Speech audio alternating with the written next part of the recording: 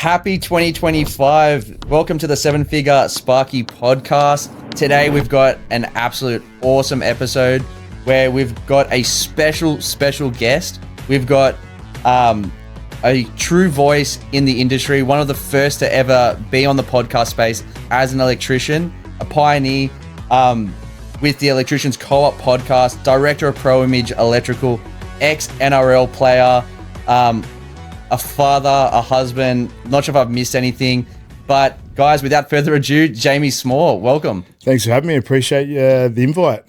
And for those that don't know who Jamie is, who is Jamie? Oh, where do I start? But no, I started my electrical business in 2012. I started an electrical apprenticeship really late when I was 27. I got moved back from France and had never worked full time at 27. So I rang a few of my mates who just finished playing footy, and they said, well, we've started an electrical apprenticeship. And the guy who owns the company loves footy. So I rang him up, had a bit of a chat with him. Before you knew it, I started on Monday as an electrical apprentice at 27. Wow. So, and that's when I met my wife, luckily enough, because I was on a bit of a bender back then, and she sort of got me on the straight and narrow, and I was just so nervous to tell her that I was a 27-year-old first-year apprentice. So you came from like an NRL back, or you were playing rugby league in France, were you? Yeah. Yeah. Any union or just league? No, just league. Just league. Okay. So just league, and then you came quite a few mad Mondays, I would expect. Yeah. Yeah. I think that was definitely my downfall. You know, I had a season at the Bulldogs and a number of seasons at West Tigers, mainly in reserve grade. And, I lacked the discipline to sort of stay on track with my training and, bad eating and, a lot too much partying. So went overseas, sort of let the hair down, do a bit of traveling, playing footy over there, and came back and started an electrical career. And straight after my electrical apprenticeship, I started my business, and I haven't looked back. It's been really, really good. And we've had a lot of good people work for us, and we work for a lot of good people. So it's been an absolute blessing. Awesome. So a very relationship sort of focused company with both your team and your customers. What sort of work do you do, Jamie? So we only do residential. We went through a stage where we're doing some light commercial.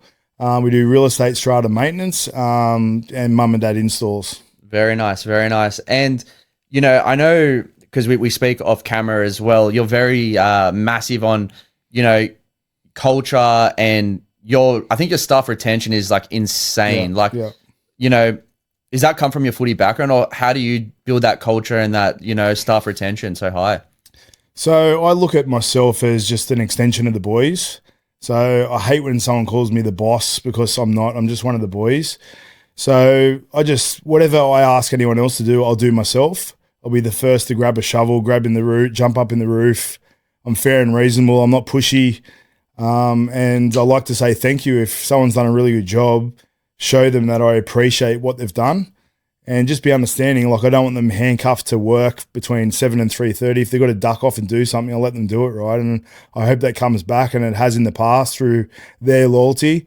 We had two guys that were with us for 8 years, and in that 8 years, they had not one sick day. So hopefully that's a testament that they like coming to work and working for the boys, right? And I always say to the guys that come and work for us, I've got a few interviews after this, we spend more time with you guys at work than our wives and kids. So I want to make sure that when we're booked in or allocated to work with you, they're enjoying coming to work. Because if they're not, it's going to really impact their day. Yeah, 100%. And that's insane. Like, I don't want people to just be like, oh, 8 years, yeah, whatever. Like, I think like the industry standard is like 2 months or 3 months. Yeah. Like, so for someone to say 8 years is absolutely insane. And I think you mentioned like a couple of your employees have now gone to the NRL as well. And I think you encourage them to be the best that they can be. Is that right? Yeah. So two of our guys, so Sam Healy did his full apprenticeship with us. He was at the Sharks and he got to, he was playing reserve grade for Newtown for Cronulla. And end of last year, he signed a 3-year deal with the Warriors. So we lost him. And another guy called Noam Penatani, he was at the Sharks as well. He just signed a full-time deal with the South Sydney Rabbitohs. So he just rang me last week and said, I'm not coming back. And I'm obviously grateful that they're doing what they love. However, they're going to be sorely missed. So I'm on the rat race now to try and find a replacement, or a couple of replacements. There you go. So pretty much work at Pro Image, get into the Rugby League, the NRL, in the Australian Rugby League, which is awesome. That's mad. That's awesome. And, today we're going to be going through, predictions for 2025. But before we do as well as being the director of Pro Image Electrical, you've started also Rewired with Discipline. And tell us a bit about that. So I suppose I've always said, like, being an electrician and having an electrical business has been really rewarding and it's given me a lot of good things. However, I kind of felt like I was a little bit undervalued doing electrical. I felt like I could give more. So I've always wanted to help men. So I thought, well, rather than starting a business, I'll just create an audience. So I started a business an Instagram page called Rewi with Discipline, where it's designed to help men that are struggling with their discipline and habits, because I'm big on discipline and habits, and the guys at work are very much the same. So we sort of feed off each other. And I've always wanted it to be a better speaker, hence why I had the Electricians co-op, and it was actually doing really well until it folded a couple of years ago. So that was an awesome podcast. And for those that don't know, what was Electricians Co-op? So it was funny because probably about 5 years ago, I was in the gym in early January when we were due to go back to work, and I bumped into a good friend of mine, Rob Bruss, who I ended up doing the podcast with. And he said, "Oh, what's your plans for 2021 or whatever year it was?" And I said, "You know what, Rob, I feel like I could be doing something more than I'm actually doing as an electrician." He goes, "What do you want to do?" I said, "I really want to get more into speaking." He said, "Well, what are you thinking?" I said, "I'd love to start a podcast." And he goes, "Well, maybe I can help you." Anyway, he said, "Well, let's catch up for a coffee this afternoon." This is like January 2nd or something like that. "Let's catch up for a coffee and maybe we can work something out." Caught up with him for a coffee that afternoon, and we launched the Electricians Co-op the next day. We pumped out 72 episodes. At one point, it was #1 on Spotify under electrician topic. It was doing really well, and we were getting sponsors. It was really rewarding. It was going really well. Then I went through a renovation at home. I was a little bit slack with getting back to Rob, because Rob was doing a whole number of other things, and it sort of phased out for probably 6 to 8 months. I finished my reno. We went to get back into it. And I don't know, I just sort of fizzled off, and Rob just said, "Oh, mate, I don't want to do this anymore. I just want to focus on something else." So I got to look to get another partner to do it. It sort of didn't work out. So like I said to you before off air, I bumped into another mate who's got an app called iDeliver. It's a tech app, which is an Uber Eats for building material. And he's reached out to me, and we're starting a new podcast end of January or early February called Under the Hard Hat, which will be something very similar. Wow. So shout out iDeliver, shout out Under the Hard Hat as well. So that's like going to be like a Uber for material? So iDeliver is literally an Uber Eats for building material. So you can go onto the app and order things from the app and have them delivered from their drivers. So if you need a stick of timber, obviously it'll be a ute. If it's a carton, it might go into a van. So that's all worked out on the algorithm. And I think he's got 7,000 drivers ready to deliver material throughout Sydney. So it's going to be something massive. I was at his office the other day, and he's a real ambitious guy. So I'm really lucky to be doing podcasts with him, because I want to be surrounded by ambitious, energetic guys. I love that. And that's exactly what it is. Because I think as well with the whole Rewired with Discipline movement as well that you're doing, which is awesome. And whoever hasn't seen it, guys, we'll put a hook at the bottom, but also check it out on Instagram and TikTok and on socials. But I think as Sparkies and as men and women as well, but it's easy just sitting down and doing nothing and being content with where you're at. Do you feel that as well? And actually it's like, oh, I could get help with my business, but I could just sit down as well, and sitting down is easier. Do you find that, or what do you think it is? Is it there's a lack of motivation, people just content with where they're at? What do you think it is? Well, part of the reason why I started is a lot of guys can commit to coaching courses, and the information from the coaching courses is amazing because it's proven to work, right? And there's a host of people that are doing something similar to yourself, right? The problem with the people doing the course and the people getting the results is two things: habits and discipline. Because you can tell them what to do until the cows come home.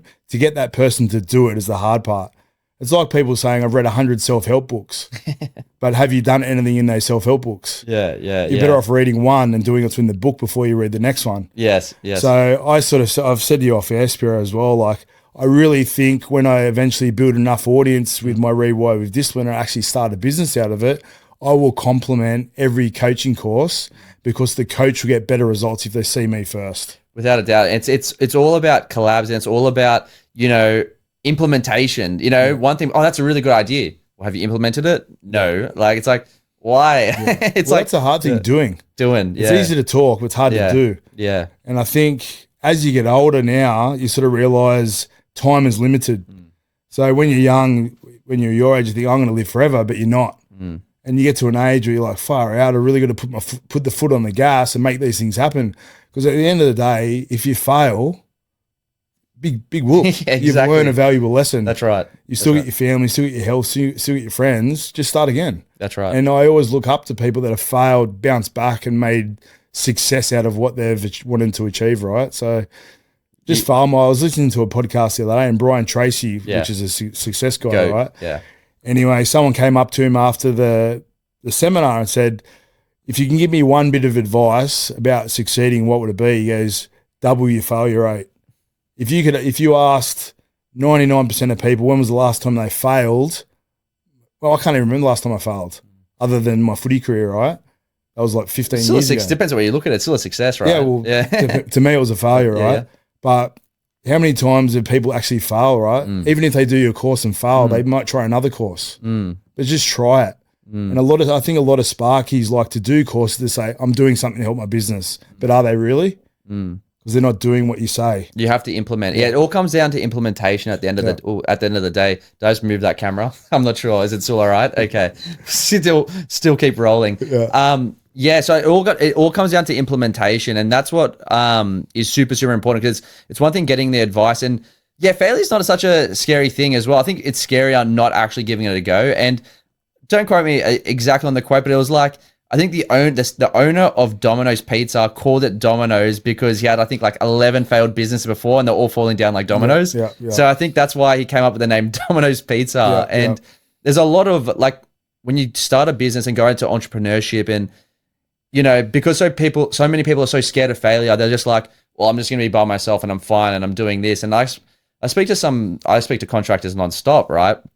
And, you know, one comes to mind in particular that, you know, he said, oh, I know my numbers. I'm doing 20K a month with 2 trucks. And after all expenses, I'm making like 6 or 7 grand, something like that. And I was like, mate, like apprentices get paid more than that. But he was so conditioned by that climate that he didn't know you could make more.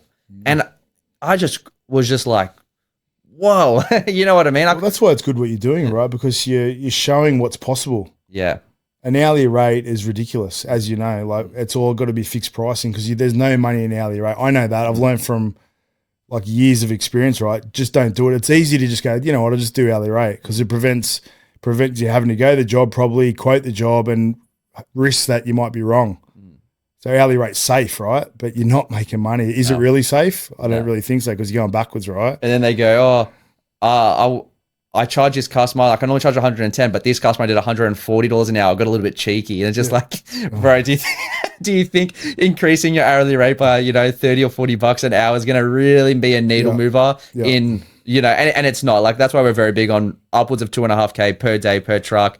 And unfortunately, if you're in the service game, you got to be striving for that, without a doubt. But without further ado, like today, I really want to get into 2025 predictions, right? And I was like, who better to have on than you? Because you're not a fence sitter. You have opinions, which I love, because I'll have a conversation with anyone, right? Like, if someone's on the hard opposite to me, I like diverse conversation. So I'm hoping we might agree on stuff. I think we might disagree on stuff. I'm welcoming both of those, actions there. So with before we get into 2025 predictions, how was your 2024? Good. I suppose I said to you off air, Spyro, the last probably 13 years of me running my electrical business, I've been renovating houses in the background. So I wouldn't say I've been balls deep in my electrical business, because I've been focusing on other things. House flipping and stuff. Yeah. Yep. So, however, this year, I rewired with discipline as another interest, of course, in my family and that. But now I'm done with the houses. I'm balls deep in my electrical business, right? So 2024 was good. Like, we lost 2 significant guys through Rugby League, which was a shame. We got through all our work. We didn't disappoint anyone. We weren't looking to grow in that phase, because I just wanted to get the year done and hire early in the new year. So it was a successful, profitable year. It allowed me to do everything I wanted to do. I went on holidays. The boys are happy at work, which is number one for me. There's no point in them making me happy if I'm not making them happy. We had a really good break and recharge for 2025. So everyone talking about this economy stuff, I didn't see it. Everyone's banging on about, inflation and this and that. I think if you've done the right thing for a long enough period of time, you'll always be busy. Wow, I love that so much. Because that's awesome. So you felt that it wasn't too different for you. It was business as per normal. Did you feel in the previous years it was better or easier, or you reckon it was the same, constant? No, there's nothing that's happened last year or previously that I feel any different. Wow. You know, I say to the guys at work and even my children, you got to be a chameleon, right? So you might go to the job wanting to sell a switchboard upgrade or whatever. Sometimes you feel they're not in it and you just got to pull back, because otherwise you can leave a bad taste in their mouth. So I think being a chameleon and being flexible with the way you are with different clients and reading the clients is really important. But no, the only time I thought about inflation and this cost of living crisis is when people told me. I didn't see it. I didn't notice it. I didn't notice the phone ringing any less. Yep. All the builders that we work for are really good builders. They were busy. I think all the guys that are the bottom feeders, they are the ones that struggle. Oh, mate, this is so good. There's a few things there. First thing you mentioned was, if you have good relationships and good builders and things like that, it is constant, and you're very relationship based as well. So I'm a bit anti-builder. So you're for builders and you've had success with builders, because are you very strategic with which builders you work for? Oh, 100%. Yep. So I don't want to exaggerate, but I'd say we get one builder a month or every couple of months ring us looking to do their work. Wow. And now that I'm more experienced, the first question is, okay, who was your last Sparky? Yes. Why? Like, it's a compliment you're ringing me, but why? Why are you ringing me? Then I generally start asking questions like, why aren't you using him? And generally it's the builder's not paying the Sparky, or the builder's a shit builder, right? Yes. And I've always said that builders are bullies. And the reason why I say that is because the builder's the one just dishing you all this work and they think you got your boy's throat. I'm like, you know what? The builders that we work for, we do a good job. They pay us, so it's a two-way street. If they need us, we're there. If we make a mistake, we're there. If they need something extra, we do it. So it's a two-way street. It's not just the builder just dishing work to us. Mutual respect. It's mutual respect. And, you know, like, we do the right thing. They give us work in return, and I won't work for every builder. So I had a builder the other day. He rings me, and I won't mention who it was, and he said, I've got this amazing duplex to do in Coogee. And I said, how'd you hear about us, blah, blah, blah. And I said, with all due respect, we're not geared up to do duplexes in the eastern suburbs. We're not leaving the Shire. Well, yeah, like it's an hour each way, For right? sure. Like, if we need to do one little thing, it's an hour. Yeah, you're Whereas right. we're geared up to do bigger jobs in the Southern Shire. Yeah. Not saying we won't for other like builders that we work for, but for someone we don't know, you know, we won't do it, right? And he's started giving me business advice on the phone about, you got to spread your wings, you got to do this, you got to do that. So, man, dude, I appreciate the call, but I didn't ring you. I don't want to speak to you and get business advice of you. The answer is no. I'm really sorry, right? Yeah. Because most builders are so used to, like, people go, oh, yeah, where's the job? When do you need me? And we're not doing that. I love that. So you're disqualifying your builders, right? So you're picking the right ones, and that's so important, guys. Yeah. Like, not every customer is going to be your customer, and you know, you can have in your CRM, like, you know, not converted, not interested. But instead of having not interested, how about putting it's a bad fit? Yeah. Like, you know what I mean? Because not interested feels like you got stabbed, but if you put a column saying it's just the right, it's a bad fit, well, then that's you disqualifying that customer now, right? And not everyone is your customer. So super, super important picking that and knowing who that is. And that's awesome that you kind of, you know your niche, you know your service area. To improve efficiency, you go, well, no, I can, you know, when you say, it's a big thing. When you say yes to somebody, you say no to somebody else, right? It's very deep. Everyone talks about a gut feeling, and if you've got a bad gut feeling about someone, then in the beginning, then you're 100 grand deep with him. Yeah. You're going to look back and go, I knew it. So you got to listen to how you feel about someone, and it's only going to get worse when someone owes you money. Oh, mate. And I know for a fact that some builders where we're from don't use us because we're not going to be pushed over. Yeah. You know, like you get some young Sparky and the builder's like, oh, come on, mate, just do this one. We'll look Make it after on the next one. And that's what I mean. Like I shouldn't say all builders. Most builders are bullies, and they treat people like that. They want to get the young guy and take advantage of him, right? Mm-hmm. So you just got to stand up. You know, it's your business, it's your family. It's food on your plate or it's food on their plate.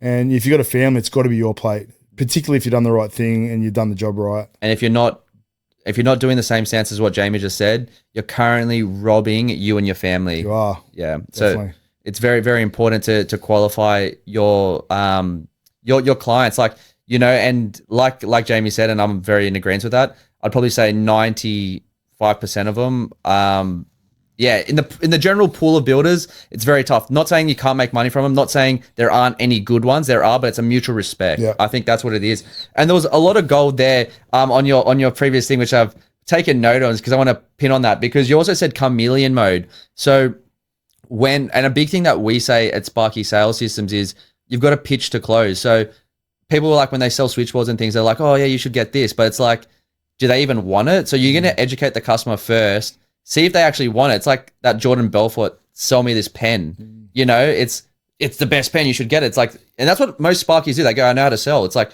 this switchboard's not compliant. It's a fire hazard. You need to get it replaced. And it's just like, that's not how you sell. You got to have a sequence of leading questions that gets the customer saying yes before you present the price. Because if they're not interested, like, why are you pitching it to them? Yeah, no, customers can smell a rat straight away. Yeah. And that's why you got to be super careful about getting your guys to sell, because they're representing your business, right? Mm-hmm. And if you've spent 10 years building a reputation and your guys are out selling for commission to affect that, you've got to be really careful. So what I mean by the chameleon is, you know, when you're sort of going down an avenue, you think, oh, fuck, I might have to just come back. It's not resonating with them. You got to try a different approach. So I'm big on that. And I teach the guys, we sort of do a little bit of role playing at work about what to say. And if someone says this, maybe say this, and mirror the customer. Yeah. And I always generally when we knock on a door, you see a bunch of guys, it's pretty intimidating for a customer, right? Guys you don't know. I actually look at it as a challenge that I really want to get this person on side. So when I leave this quote or job or whatever, after meeting for the first time, they really like me. So I make a real effort to, you know, get to know the person. So I'm not just another tradie. I'm just a bloke with a family as well, right? 100%. No, I'm bang on with that, and 100% agreement there. Another thing that you mentioned was you felt no different to 2024, because for a lot of electricians that I speak to, so Jamie, that's a bomb you just dropped, and it was a bomb you dropped, but to you it's not a bomb. To me, and our community, it is quite normal as well and quite consistent. But to most Sparkies listening, I'll even say that it was a tougher year than, say, 2021, 2022, 2023, when the government decided to print $300 billion worth of stimulus to the economy and shut down most businesses, and have during the COVID sort of times. So those times I would say are not normal, but now it's come down to a normal sort of state. So if you were in business in 2022, 21, even 23, and you didn't make money, I think a lot of those guys would find it very tough now. Would you agree? Was it easier to get sales? I just think they're all excuses. I really do. I just think you pivot. Good. And the reason why you're talking about printing money is because you've heard it on the news. I think the best thing to do is in your van. I'm not exaggerating. For 13 years, the radio has not existed in my car. Wow. If someone gets in my car, it's either crickets or a podcast, right? Yep. So if you block all that stuff out, because otherwise on the radio you're hearing, living crisis, then you become conditioned to go, actually the reason why I'm quiet is because of the cost of living crisis. No one wants to spend money. And all of a sudden you think, the reason why I'm quiet is because no one's spending money. Yeah. But as far as I was concerned, they were. This is a round of applause. I love that. I absolutely. People are brainwashed by what's going on in the media. Yeah. Yeah. And it's an excuse rather like sitting at home when you're quiet, rather than going, you know what, I want to go out and door knock, or I'm going to go and do this. There's opportunities everywhere. Yeah. It's like I went to a Tony Robbins seminar a number of years ago. I went by myself deliberately because to put myself out of my comfort zone. And there was 5,000 people there. And he goes, all right, everyone stand up. So 5,000 people stood up. And he says, all right, what I want you to do for the next 30 seconds, look around the room, look for the color red. So everyone's looking around the room for 30 seconds going, red shoes, red hat, whatever. Stop. Tell the person next to you. So he did it with another color, brown. Look around the room, look for the color brown hat, brown shorts, whatever. Tell the person next to you. All right, next color, purple. Look around the room, look for the color purple. And he goes, stop. How many things did you see were blue? Everyone's going, I didn't even see blue. I was looking for red or looking for purple. It's like opportunities. If you don't go looking for opportunities, they won't present themselves. So go out there actively looking for opportunities. And it starts with, if you're sitting, like I was in a cafe having lunch before I came in here. If I got my head buried in my phone, someone could walk past me that's trying to make eye contact with me, which could be a new customer. Yeah. So get your head out of your phone and just look to say hello to people. And I actually said to one of my guys yesterday, Ruben, we're sort of he's always looking to improve. And I said to him, he's got his fitness and his health right on track with his diet. And I said, well, he goes, I need to improve something else. Do we want to turn the training? I said, I think you got the training down pat. Why don't you commit to reading 5 pages of a book every night? And I said, on the back of that, why don't you make an effort to say hello to a random person once a week and just get to know them. Out of your comfort zone, right?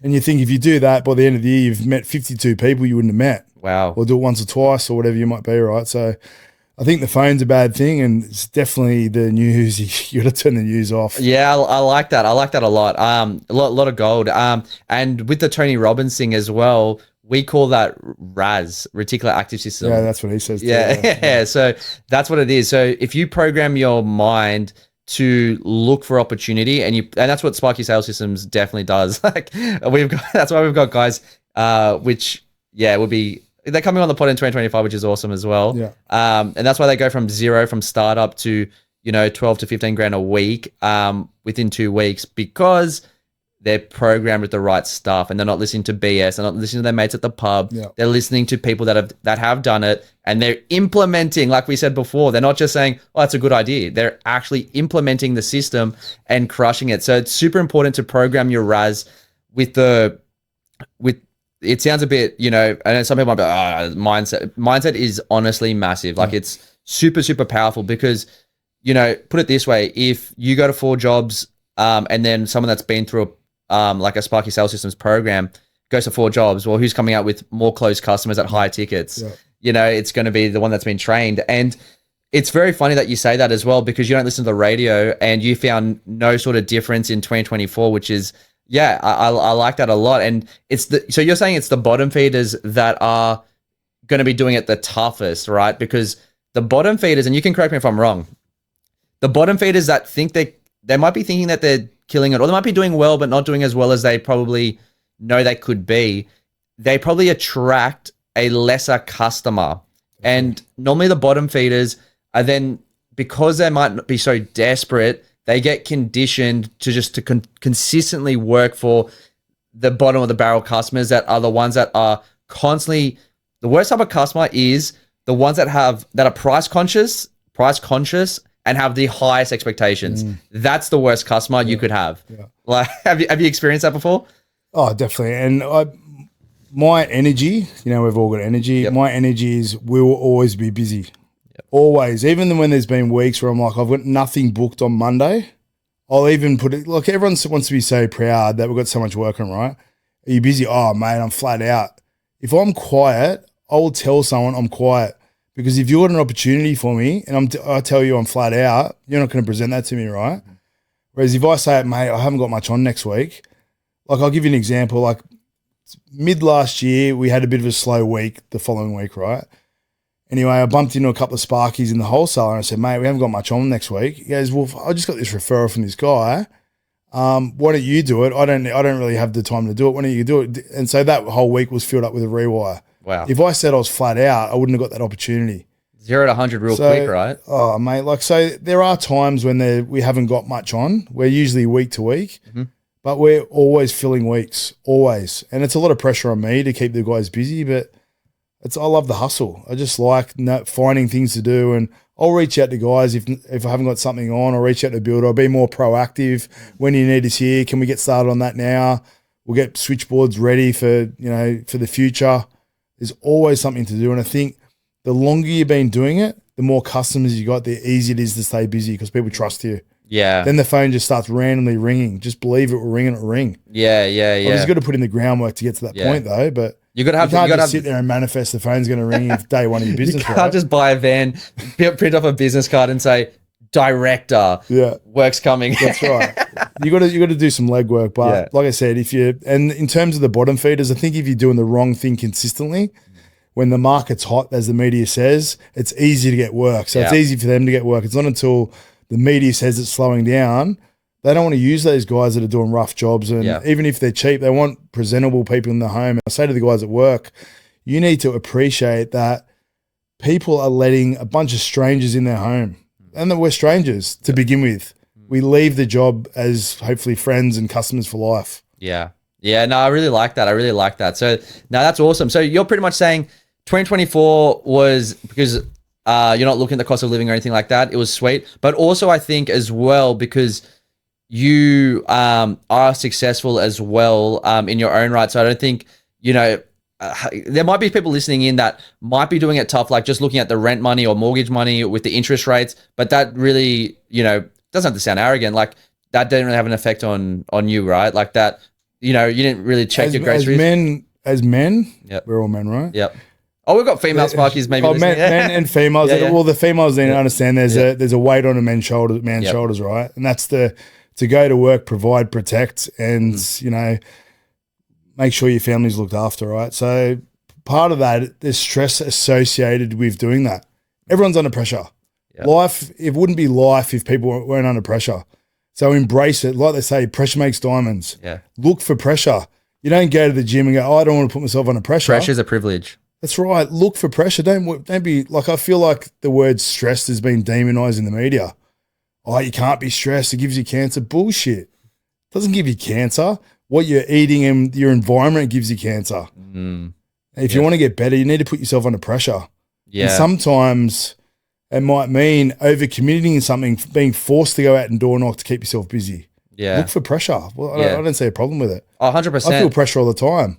I don't show it. I don't go around smashing things up because I'm stressed or you don't play the victim. Out. That's the thing. You don't play the victim, right? You take charge. It's part of being a man, right? Yeah. I embrace it. Yeah. And you got to pick your hard. Like everything's hard. Like if you're going to work every day, it's hard, so pick your hard. Like if you could, and what I always say is if you're going to be working 8 hours a day, you may as well be spending that 8 hours with the most profitable clients. Yeah. Otherwise, what's the point, right? Like, well, that goes back to what you said, your Sparky sales system, right? You want to maximize how much you're making because you're limited to how long you can do this. Yep. Make as much as you can in the shortest period of time, but be fair about it, right? And I said to you off air, I'm like, I never want to be the guy walking down the street going, that guy ripped me off. As long as you can justify what you charged, play on. 100%. And I think I made a post about this the other day. Like, the word overcharging and rip off gets dropped on a daily basis, but not even by our customers. It's getting dropped by people in the industry. And it's like, oh, that guy's a rip off. He's charging this much an hour. It's like, man, but you have no idea about their overheads and how much they pay their staff. You're just assuming that they're just taking the mickey, but they're definitely not. You know what I mean? Like that's very true, right? Like you don't see what's happening behind the scenes to get that job. Yeah, might cost you $200 to get that job. Get that phone call, the acquisition. And that's another thing. A lot of people bitch and moan about SEO, right? All SEO is doing is potentially making the phone ring. It's up to you to convert that phone call into a job, which generally means going there, getting to know the customer, building a relationship with the customer, and showing them what they may or may not need. Lead gen's a cost neutral service, right? Yeah. It shouldn't be ever viewed as an expense. If it's done properly and done with the right strategy, it should never be an expense. And that's the benefits of having a proper business and shifting your mindset from electrical contractor to electrical business owner because it is very different. But moving on with that, like, so I know you don't watch the news, so I'm not sure if you've noticed, but in the USA, Trump's in. All for Trump. I know. So any news that I get is Instagram and TikTok. So my algorithms around Trump, crypto, and all that sort of stuff. So I'm well aware of that, and I'm very supportive of that as well. Cool. So we're gonna not go too much in depth on it. So Trump's in. So it looks like to me with the world, and the pressures. Like if you look at, are you aware of Justin Trudeau stepping down in Canada? I heard a whisper of that. Yes. Yes. So it looks like to me that the world is shifting, and like you said, as soon as whatever's publicized on the news, it looks like it's that herd mentality. Everyone's shifting that way because, 2-3 years ago, everyone was shifting very far off. And I don't care if you're right or left. I'll have a beer with both. It's very obvious to know what I am. I'm a capitalist by nature, and everyone knows that loud and proud. Hey, good on you. And but we've got members that are hard socialists, and I love to have the conversation. Be like, why do you think that way? And if they've got a fixed mindset, then it's very hard to have a conversation with it. But if they're open, they'll be like, oh, I never thought of it like that. Because they were like, well, why does Elon Musk need $1 billion? And I'm like, well, look how many people he employs. Look at the problems he's solving. Yeah. Like, do you think he shouldn't have $1 billion or like billions? Yeah. Billion, that's an insult to him. Like he's worth $1 billion. He's billions. But my point is, I think it looks like we went very hard on one side to sort of like the Democrat sort of party, because we got US members as well. So, the past years has been the woke movement. And I think the woke movement has just gone far too hard to the left. And now, I was even speaking to one of the members in Gold Coast, and he was like, mate, I've always been, a Labor voter. So he's been on the left for his whole life. But he goes, now when I say my thoughts, he goes, everyone tells me I'm a far right fascist. And he goes, what is going on? Yeah. And I think words now have just got like such little meaning, and everyone's so offended that it just goes, it goes nowhere. But with that, do you think Trump being in power will have an effect in Australia? Oh, it has to, because we're an ally to America, and usually what they do, it sort of filters down through what we're doing, which is really exciting for me. I heard just before that he's reducing the tax on any overtime that anyone from the USA works, which is amazing, which is encouraging people to work more at not such an inflated tax rate, which I really like. So, and I'm obviously very crypto, and he's pro crypto, so I just cannot wait. On that. We'll touch on that. Yeah, I'm really excited about that. But I just think a lot of people are like anti-Trump. I'm like, I never said anything. I'm like, you know what, you do you and I do me. 100%. We can still be friends. I've got no problem. Yeah. You might think you don't like Trump. I like him. We're still friends. We don't need to argue about it. How can you hate the man's policies, though? I don't know. I really don't. I think the media painted a picture of him being this, titan of corruption, or, like there might be a little bit, but whereas they're not as well. Like, they got to take it with dirt, right? Everyone. You got to take it with a pinch of salt. Like at the end of the day, the big three things that I care about, and guys, I don't care what people are. I'll vote either side. I'll be a swingy voter, but let's be honest, I'm more lenient to one side because I care about three things, and that is, and I told you off camera, I'm very big on the borders, inflation, and freedom of speech. Yeah, that is it, man. And he seems to be helping with all that, right? Well, less government, man. Like, I don't want the government telling me what to do. Like, at the end of the day, you know what I mean? And that's why I'm so passionate about Sparky's making the most money, because I think on a surface level, a lot of people, and that's why I won't go deep on it, because look, most people in Australia, we've got this she'll be right attitude, and no one really cares at the end of the day. It's like, whatever, we still got busy. Which works against us as well. That's the best and the worst thing about the Australian culture. That's what I say, is that she'll be right attitude. Well, look what happened in COVID, right? Yeah. We'll just get the vaccine. It's all good. She'll be right. And it's come out that it's been banned, right? So. And Fauci's pardoned. Yeah, I know. And it's like, people can be like, you can tinfoil hat. It's like, bro, but why is he pardoned? Like, why would he need to get pardoned? Like, and I feel robbed. To tell the truth, I feel hard down by, you know what I mean? Because it's, anyway, I won't go down that rabbit hole, but, I do feel like it was a bad executive and just negligence on the government during that time. And that's what, and there was a lot of people, going against each other. I think at the end of the day, when you really think about it, everyone wanted the same thing. Everyone just wanted everyone to be safe. You know what I mean? Like, you had the people on one side saying, get it because we want you to be safe. And then the people on the other side saying, don't get it because we want you to be safe. Yeah. So the common thing was, we want everyone to be safe. And I think it's like with the wars that it's going on. Like, but that comes from the media. The media made it as if we weren't safe. But I don't know, were we not safe? That's what Who knows? Who knows? But yeah, that's the thing. And like, trust in doctors and all that. But they're also told by, certain people that might have a vested interest. But yeah, that's what they do. And Dana White says, the UFC president, he goes, I'll never go to a doctor unless I've got a broken arm or something acute. Yes. If I've got a general illness, I'm not going to a doctor because they're going to medicate me, and that medication is usually not going to fix me. It means I'm going to have to be on that medication forever, which is a subscription to Big Pharma. Yeah. So, and I agree. I just think there's something in the ground or herbs or whatever to fix us, and a lot of it's environmental, right? Smoking, our lifestyle, what we're breathing in, all those, and what we're eating, which is poisonous, you know. So I think I'm very conscious, particularly with my family, of what we're eating to avoid any sickness, right? Obviously, we get sick, but I don't know. I just got back from Bali. It's the first time I've been sick in like 6 or 7 years because I'm an advocate for saunas. Yes. If you sauna, you will not get sick. Yes. It's as simple as that. I love that. And like I think it's everything with a grain of salt, but I think at the end of the day, each person needs to make their own executive decision on what they want to do for themselves. I think that's pretty fair. You know what I mean?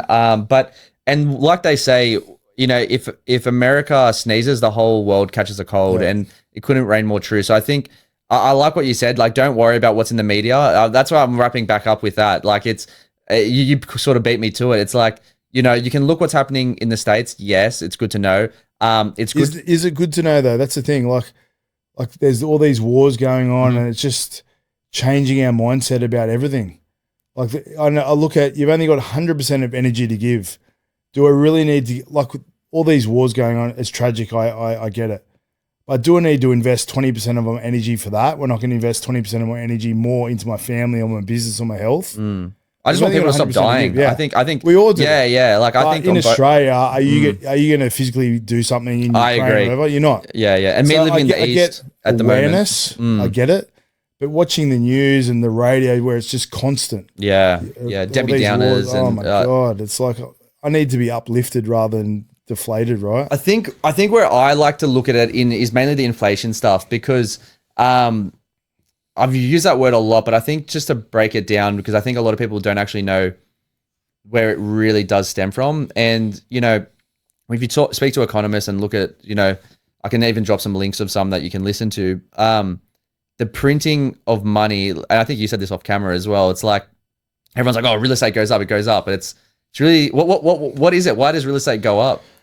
Well, I believe real estate has doubled every 10 years since the 60s or 70s, whatever it might be, right? And I believe that it's not the value of houses going up so much. It's probably a combination, right? Yep. It's a combination of the houses going up and the value of our money becoming less.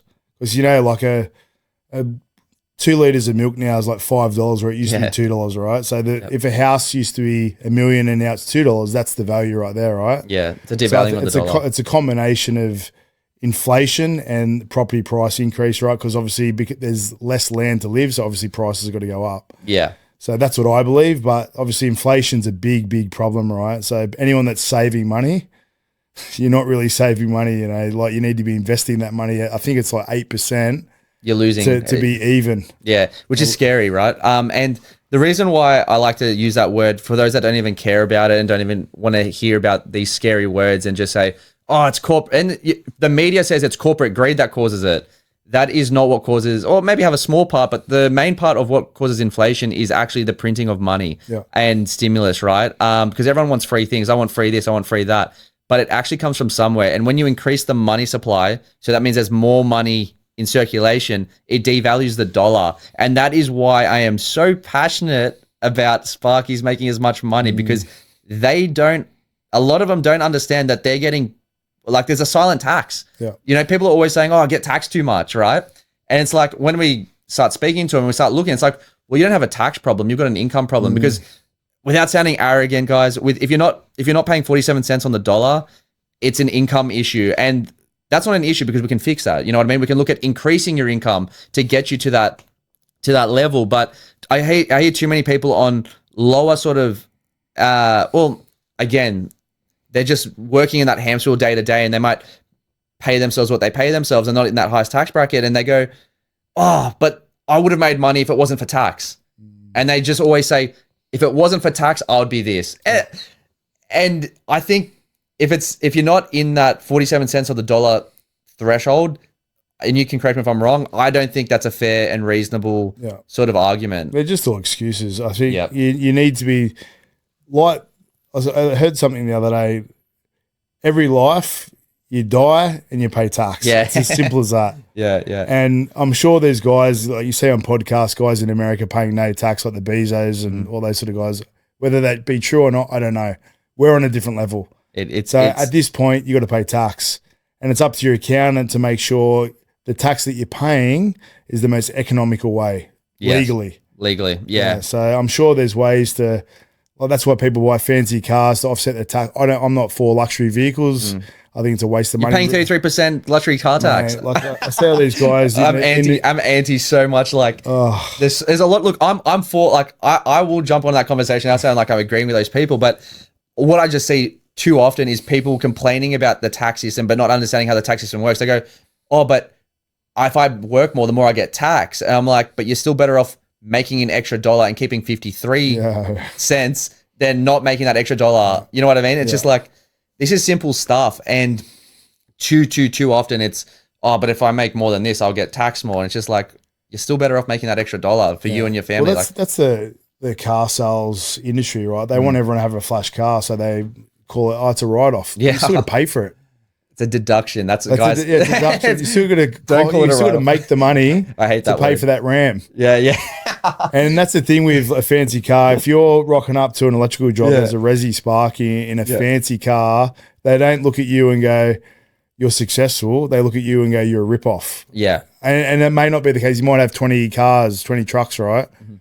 It's just the perception, right? I think you've got to cruise around in a van that looks good, but not too good. Yep. You know, and having a... Well, that's a qualifier as well. If you're in a flash truck and you want to get those premium customers, if that customer is scared by what you come up in, or maybe that's a qualifier, right? Well, I think there's a level, right? If you're in a beat up old Hiace, people go, oh, that reflects his work. If you're in a $100,000 van, I'm like, I don't know. I think there's a middle ground where you should be because the customer doesn't want to think that you're doing better than them. As a tradie, right? Because we're looked at, they're just tradies. Yes. But a lot of the tradies are making more than the white collar. And on that note as well, with the white collar, a lot of them in those corporate roles, and I don't like I'm very anti the conversation of white collar versus tradies. I think that's just university versus I just hate that conversation completely. Because some people want to be doctors, some people want to be accountants, some people want to be a trade. Like everything's cool. And where I look at it is one of the biggest benefits where people fail to see the potential in is when you have an electrical business, you can then pass on that electrical business to your son, your daughter, whatever, right? Or sell it or exit it. But if you're going to work every day and you're not building your company to sell or exit one day, you're doing yourself and your family a disservice. And that is one of the biggest benefits of having your own company and getting into the trades where it's relatively easily to set up yourself. And it just gets me thinking, it's like, why are people wasting their time? Like they've got to, like, if you're not looking to grow your business and you're not looking to make as much money as possible for you and your family, then you correct me if I'm wrong, but I think you should be on wages. You know what? Like I speak to a lot of Sparkies on the back of our Electricians Co-op podcast, and everyone's wired different. Like, not everyone wants to have 30 trucks. Not everyone wants to be working 40 hours a week. A lot of guys start their own business knowing that, you know what, I can earn $2,000 a week and work 25 hours. I've got the flexibility to pick my kids up from school, drop them off in the morning, go to their sport. That's what they like. Sometimes it's just a lifestyle for some people. Not everyone's driven by the dollar. So obviously everyone needs money, right? So dollars is a big factor in your family, but having that freedom, and like I said to you before, like I don't want my guys handcuffed to being at work from 7 or 3:30. If you got to go, go. Yeah. And I don't say to them, you got to make it back, but they will just do it out of courtesy, right? So, and it's the same with those guys that might be a one-man band earning, you know, a couple of grand a week. Yeah, maybe it would be easier to be on wages, but they're working a whole lot more. They're handcuffed to work between 7 and 3:30. They got the flexibility when they're working for themselves to go and grab a coffee, grab a lunch, or meet your wife for a cup of tea or whatever, right? So I bet all my stuff have that flexibility to do all those things. You know what I mean? Not everyone's like you. That's the thing. Everyone's very, very different. And everyone's motivations are very, very different. My motivation is different now to what it was 10 years ago. It's allowed to change as well. It's allowed to change. That's the thing. You should be flexible with your goals rather than being too rigid, because something could pop up. Like I'm always looking for opportunity, right? So my goal at the end of the year might be very different in 6 months. Yeah. Because an opportunity might pop up and go, you know what, that's a good idea. I'm going to be flexible with my approach. And it's you're right. It's definitely allowed to change. The way I look at it is, if you are running a business, it should be ran as $1 million business, regardless of size. And we've got members that do $70,000 per truck, and they're solo operators, and they do $70,000 a month. And they do phenomenally well, and they go surfing in the Arvos, and they don't want a big team. And that is sweet, like without a doubt. But those solo operators, they're running it like a proper business still. And I think that's where a lot of Sparkies get it wrong. But moving on from that, so yeah, inflation's a big thing. It's a silent tax, it's a silent killer.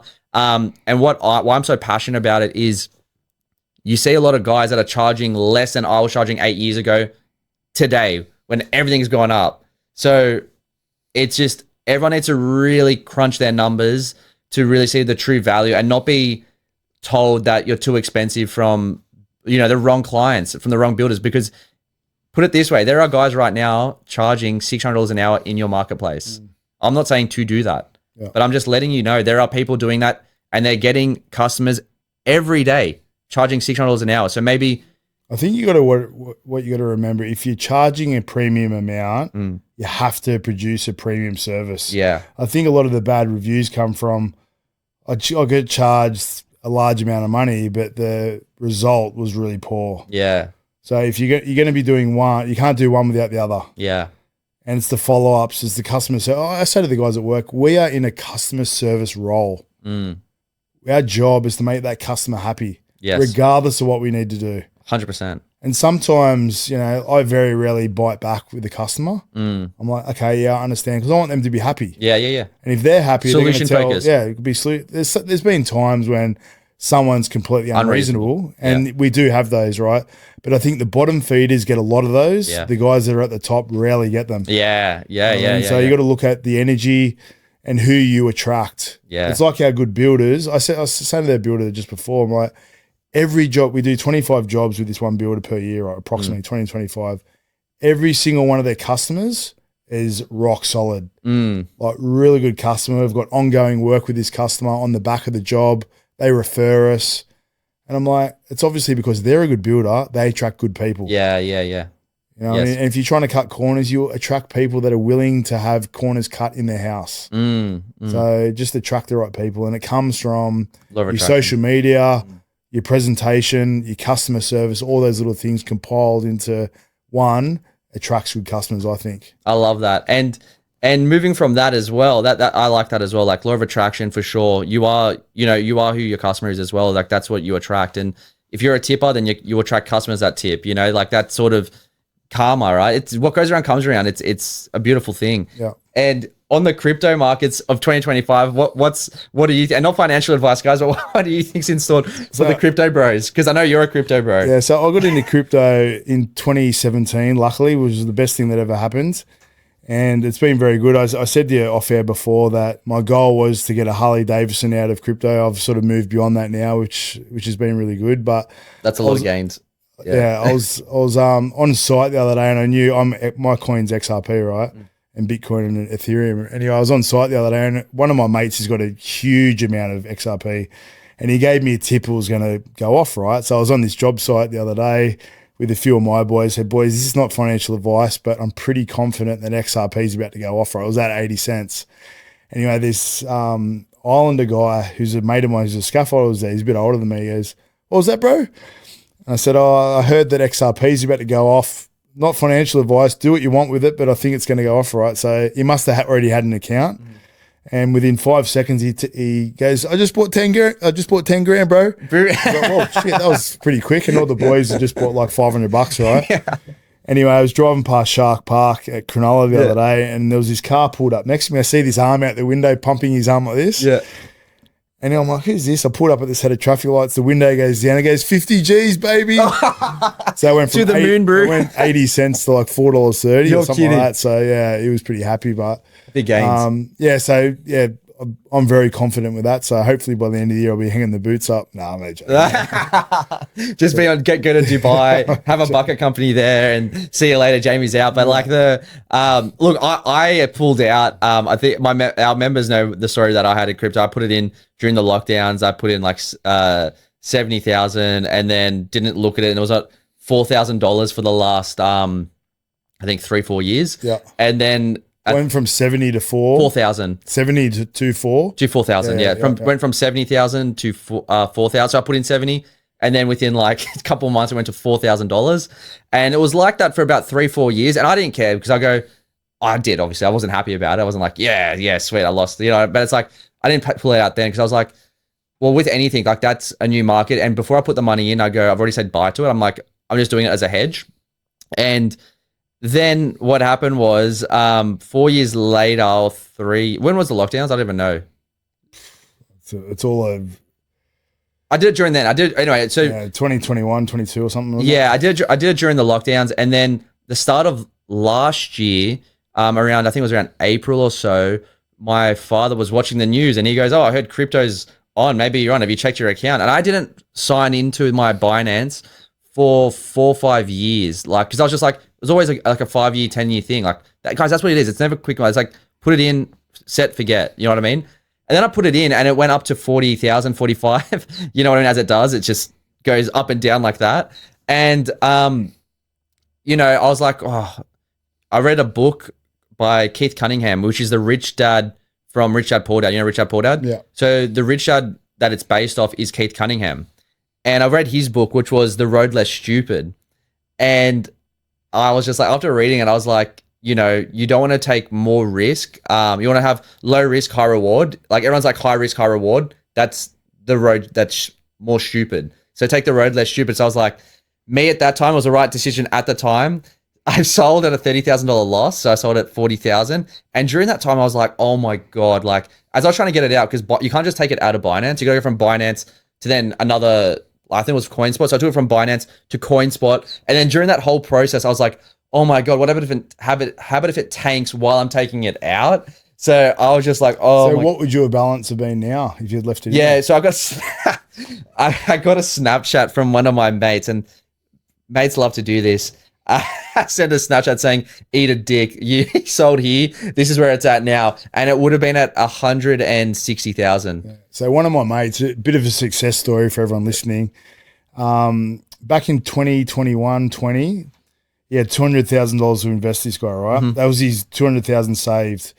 He had an opportunity to buy an apartment, buy a cafe, but one of his mates put him into Cardano, which is Cardano, ADA, right?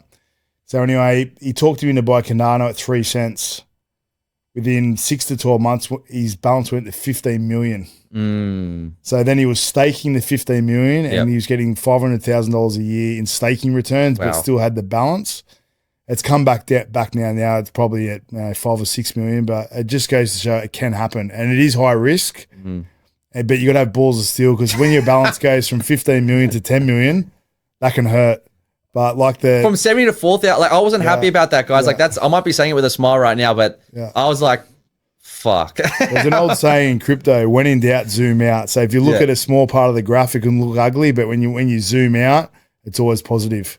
Yeah, look, the way I look at crypto, and this is why I'm not in it at the moment, and I took the money I put into another thing, and yeah, that was fine, but I sort of love to ride that wave. Don't get me wrong, I'm not hating. And but the way I look at it is, I want crypto to actually stay stagnant at a actual, like, I don't want it to be going up and down. Like, the whole point that I saw crypto as is, yeah, of course it's that little bit of fun, but also it's that value, because as they're printing more money, which I think with the American thing, with Team Elon, with the Doge movement, what's it called? Department of Government Efficiency.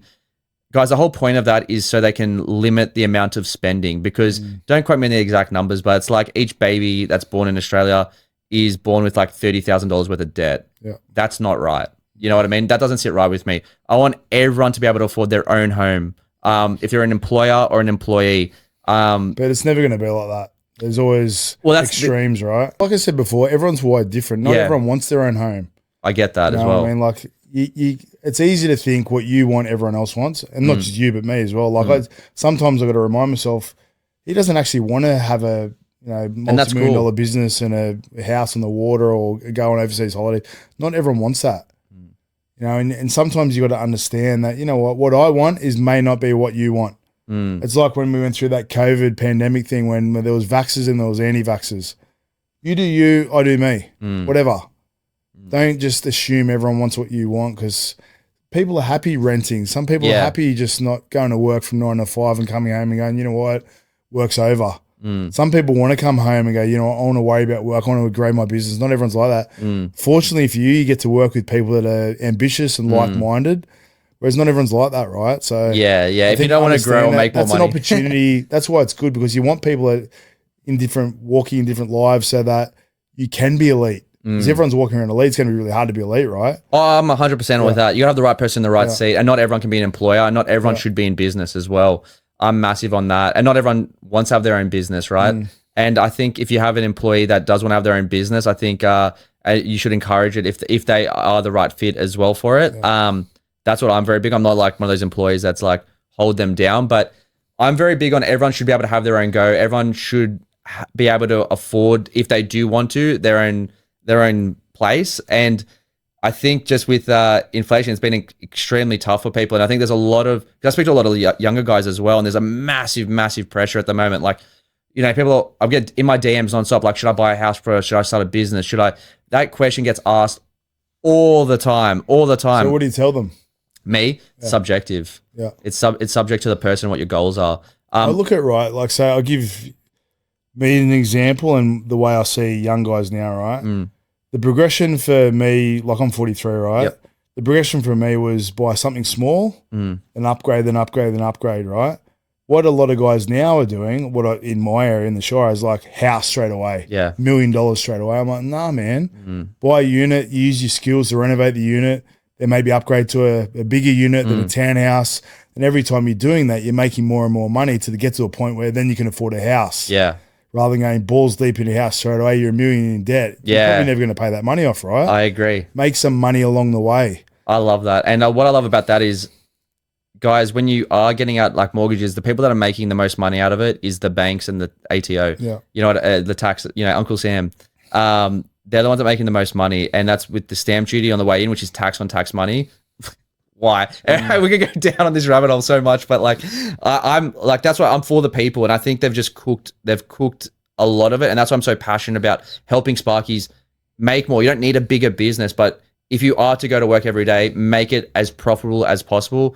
Otherwise, what's the point, right? Like, it just, for me, I got to a decision. I was like, yes, no. You know what I mean? Like, I have to charge this, otherwise I won't be able to have the lifestyle I want. Because people are like, I want to get off everyone says that, the same thing. And to answer your question, so what I tell them first, if they're actually serious about business, there should be the business comes first, because the business is going to be able to, you can increase, people forget how quickly you can increase your income if you have the right systems in your business, like that. Whereas when it comes to property, it's essentially a liability, because you're rich dad, poor dad, guys, get on it. Like, you're paying, which I'm not saying not to have I'm for principal place of residence as well, but it comes at times. And like you said, you level up, stepping stones. No one's born with like a $10 million business, $5 million business, $2 million, $1 million business, 7-figure Sparky.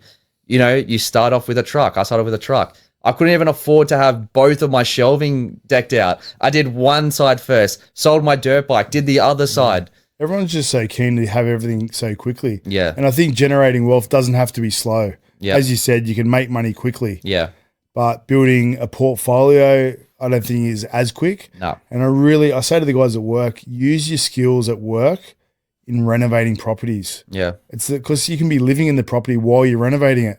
Couple gains free. Oh my God. It's so easy. Then all of a sudden you got a plumber on site. You do work for me. I do work for you. Yep. Barter. It becomes so much cheaper. I just finished my house the exact same way. There you go. And I saved probably $1 million doing it that way. It was. And we say that just like that, but $1 million is a lot of money. It almost put me in hospital a couple of times because I was stressed, whatever you want to call it. But it's worth it. Now it's worth it. At the time, it was horrible. Yes. But that's the weight that we have as men or women on your shoulders when you're tradesmen. You got to do it. Otherwise, you got to pay someone else to do it. So you may as well do it yourself. Love that. Well, Jamie, I'll wrap up because I think we could go. We should probably do a part 2 of this as well because I reckon we could talk nonstop, especially because I like the convo. It's all been awesome. And so you're saying in full 2025, forget the media. In conclusion, guys, run your own race. Don't look at, there is a few families running the world. You run your own world at the end of the day, and you need to pick your heart and what you want to do. Would you agree, or any closing statements on? I would agree, and what I will say is encourage Sparkies to help Sparkies. Yeah. Your information isn't just your information. Like I go to the wholesaler, and it seems like people are going to be in their bonnet about all us, like from Pro Image. I'm like, what's your problem? I don't know whether they don't like us. I don't know what it is. I don't know what it is. Help each other. If I got a question about electrical, I'll be at the wholesaler and ask someone at the wholesaler. And they're like, oh, they're flattered that someone's asking them a question, right? Share your knowledge. If you've got an extra job, refer it to somebody else. There's enough work out there for all of us. If we look after each other, like the plumbers do, they look after each other a whole lot better than the Sparkies do. Oh, mate. Yeah, I'm actually this is my business. I'm not going to help you. I'm like, nah, we're all in this together. Yeah. We're trying to lift the industry. And I know you did this at Sparky Sales System. Let's lift the industry as a group. Yeah. If we've got guys undercutting each other, it's going to ruin all of us. 100%. And there's nothing worse when people are like, they go in and they go straight away, they open up their own truck and they open up their own business and they go, I'm going to be cheaper, a little bit cheaper than what my boss charged. But your boss wasn't making money to start with. And now you're going to undercut him. And now there's nothing worse. And the big light bulb moment was for me when I started out, I was like, I booked out I think it was 6 or 7 jobs in a day, which is too much. Right? We advised to do 4 and maximize those 4 service jobs. But I booked out 7 or it was a lot of jobs, and out of all of the jobs, after paying my employee to do it, there was no money. Yeah. And I was like, well, the going rate doesn't work. It doesn't work. So that's that was obviously young Spyro, and that's before I went to the US and learned see what the Americans are doing, and that's what it is. As soon as you see what other people are doing and what is possible, you are who you surround yourself with, right? So it's super important to surround yourself with like-minded individuals that are on the same mission, because if your mates are struggling to get $110, well, there's people right now charging upwards of $600 and they're getting it every day. Yeah. What I would suggest as well on the back of that, Spyro, is look at a Sparky that you think you want to be like. Yes. And I did this when I first started, and I'll tell you a quick story if we've got time. There's a guy called David Jones Electricians. Oh, David Jones. I've spoken to him a couple of times. He's a top bloke. Yeah. So when I first started, I sifted the internet. And I looked at him, I'm like, mate, you look like you got your head screwed on. So I reached out to him early on, on Facebook, said, hey, mate, do you reckon I could chat your coffee and I can just ask you a few questions? I saw that he read it, but no reply.